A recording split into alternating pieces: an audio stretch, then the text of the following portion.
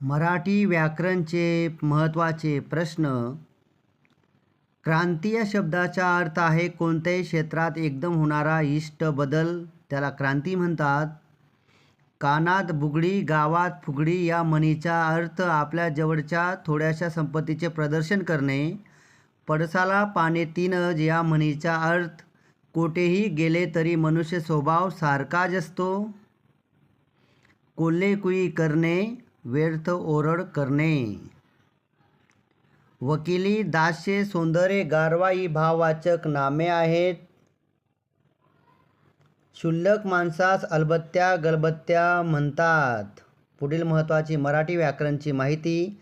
क्रियाविशेषण अवयवांनी जोडलेल्या वाक्यास मिश्र वाक्य म्हणतात.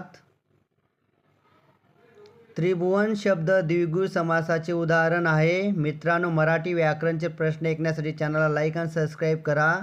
कमलनयन शब्द कर्मधारय समासाचे उदाहरण आहे. हरिहर शब्द द्वंद्व समासाचे उदाहरण आहे. हरिहर शब्द लक्षात ठेवा विद्यार्थी मित्रांनो. तळे शब्दाचे अनेकवचन तळी आहेत. चूक शब्दाचे अनेकवचन चुका आहेत. चंचल शब्दाच्या विरुद्धार्थी शब्द स्थिर आहे. चंचल शब्दाच्या विरुद्धार्थी शब्द स्थिर आहे.